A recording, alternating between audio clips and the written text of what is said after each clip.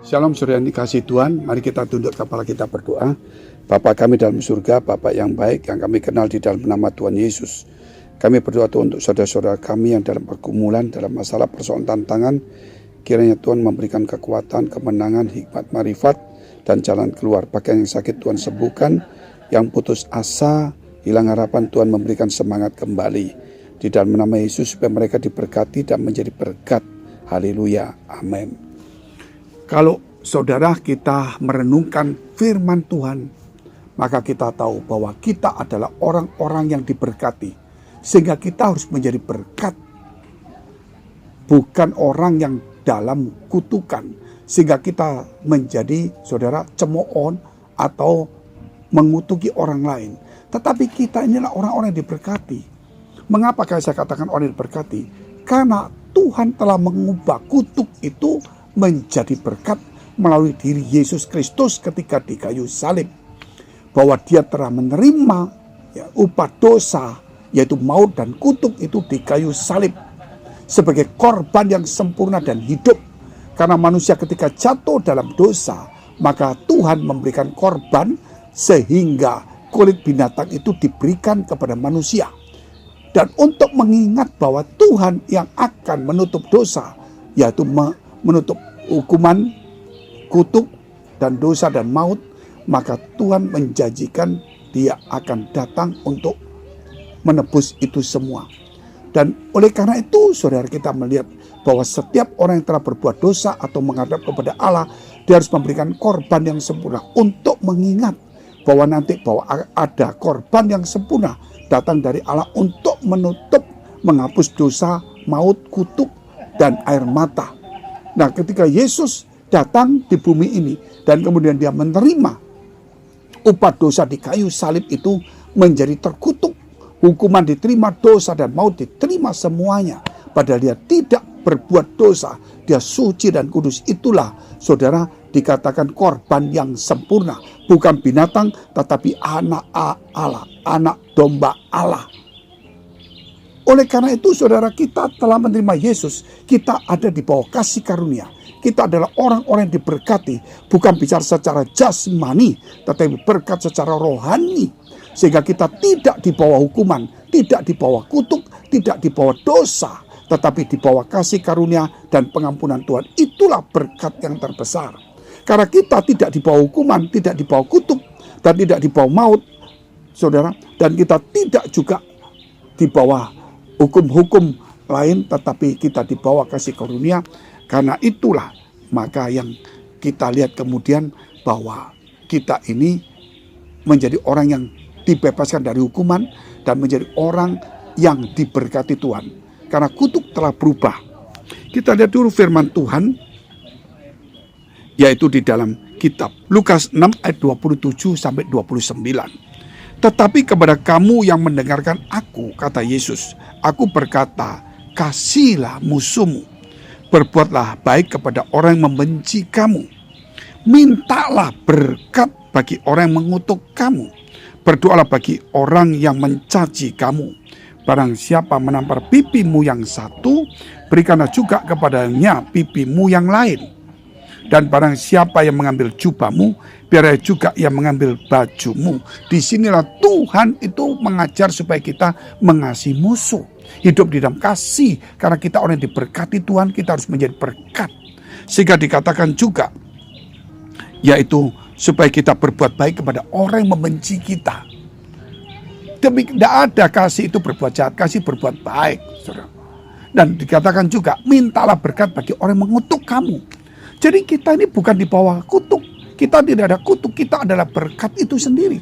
Sehingga kemanapun kita walaupun dikutuki orang, dibenci orang, disalimi orang, kita tetap mengasihi, kita tetap berbuat baik. Dan kita menjadi berkat dan memberkati mereka.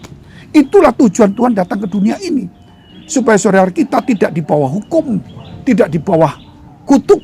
Banyak orang berkata, Tuhan kok baik kok, kenapa ada kutuk? Kutuk itu bukan datang dari Tuhan. Kutuk itu akibat dari manusia melanggar dosa.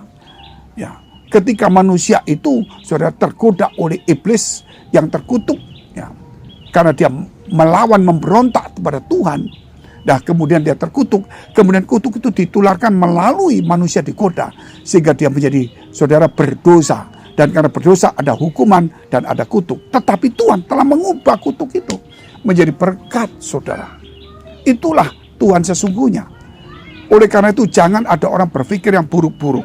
Bahkan dikatakan siapa yang menampar pipimu berikan yang lain. Artinya saudara, siapa yang membenci kamu kasih dia. Siapa yang menyakitimu berbuatlah baik. Siapa yang mengutuki kamu berkatilah dia. Artinya kalau kita ditampar satu, masalah satu, kita bukan memberikan pipi yang satu, tetapi kita memberikan sesuatu yang baik. Itu maknanya. Banyak orang tidak mengerti ajaran Tuhan yang sempurna, yang luar biasa. Tetapi sayangnya orang-orang Kristen, orang percaya tidak mendengarkan ini. Dia cuma mengajar berkat jasmani. Dia lupa tentang berkat rohani yang lebih besar itu. Sehingga kita menjadi berkat bagi banyak orang. Tetapi kita yang mengubah. Akhirnya dikatakan bahwa kita telah diberkati. Akhirnya kita bicara berkat jasmani.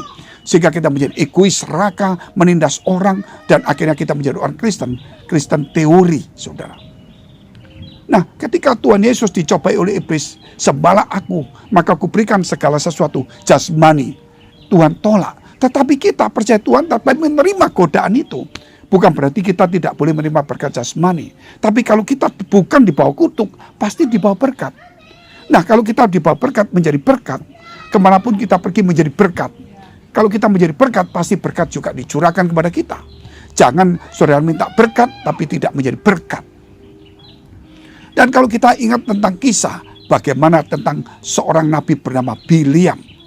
Bileam ini saudara, diberi upah oleh seorang raja bernama Balak untuk mengutuki orang Israel. Tetapi saudara, Tuhan mencegah ketika Bileam mau mengutuki, tetapi Tuhan mencegahnya memberikan kata-kata berkat. Sampai Balak marah, datang lagi ngasih duit. Bileam lagi mau mengutuki, Tuhan mengubah lagi. Bukan lagi kutuk tapi berkat. Sampai ketiga kalinya, saudara, akhirnya Balak malah. Tetapi disinilah Tuhan kemudian, saudara, tidak mau kalau manusia itu saling mengutuki. Tetapi Tuhan ingin supaya kita memberkati. Supaya kita tidak di bawah iblis, tetapi di bawah Tuhan Yesus sendiri. Saya bacakan Bilangan 24 ayat 10. Lalu bangkitlah amarah Balak terhadap Bileam. Dan dengan meremas-remas jarinya berkatalah ia kepada Bileam, untuk menyerapa musuhku, yaitu mengutuk. Aku memanggil engkau, tetapi sebaliknya, sampai 3 kali engkau memberkati mereka. Karena Tuhan tidak mau seorang hamba Tuhan untuk mengutuki seseorang. Orang yang percaya Tuhan mengutuki, karena orang itu sudah dijadikan berkat. Engkau dan saya adalah berkat itu sendiri. Kalau saudara lihat Ulangan 28, itu Tuhan memberikan berkat. Tetapi di bawahnya ada kutuk. Jadi antara berkat dan kutuk itu keseimbangan. Kalau kita taat akan firman Tuhan, kita di bawah sumber berkat, yaitu Tuhan. Tapi kalau kita melanggar Tuhan, berarti kita di bawah iblis, kita ada di sumber kutuk itu sendiri. Bukan Tuhan yang memberikan kutuk. Nehemia 13 ayat 2. Karena mereka tidak menyongsong orang Israel dengan roti dan air, malah mengupah Bileam melawan orang Israel supaya dikutukinya. Tetapi Allah kami mengubah kutuk itu menjadi berkat. Allah mengubah kutuk menjadi berkat. Dan saudara, apapun sekarang kau sakit, penyakit, punya masalah, punya persoalan, punya tantangan yang bertubi-tubi hari ini, jangan mengutuki, jangan lagi berkeluh kesah. Engkau itu sudah diberkati Tuhan. Engkau menjadi berkat itu sendiri. Hari ini lepaskan pengampunan, hiduplah di dalam kasih, berkatilah orang yang mengutuki kamu, kasihlah mereka membenci kamu, yang memusuhi kamu. Karena kita ada di bawah berkat itu. Dan saya percaya tubuh kita akan menjadi sembuh. Berkat jasmani juga akan datang setelah berkat rohani itu mengalir dalam hidup kita. Haleluya, puji Tuhan. Mari kita tunduk kepala, kita berdoa.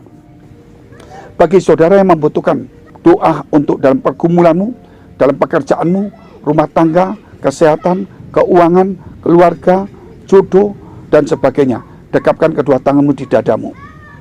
Baik dalam karir dan studi juga. Demikian kau yang sakit, tumpangkan tangan bagian sakit. Percayalah, nama Yesus, nama di atas segala nama, nama yang berkuasa, yang akan menyembuhkan. Dan Tuhan berkata, Imanmu telah menyelamatkan engkau, imanmu menyembuhkan engkau. Jadilah sembuh, jadilah pulih dalam nama Yesus. Biar engkau diberkati Tuhan dan Allah memulihkan engkau demi nama Tuhan Yesus. Haleluya, amin. Jika saudara masih membutuhkan pelayanan doa dan konseling, silakan hubungi nomor tertera di bawah ini. Tuhan Yesus memberkati.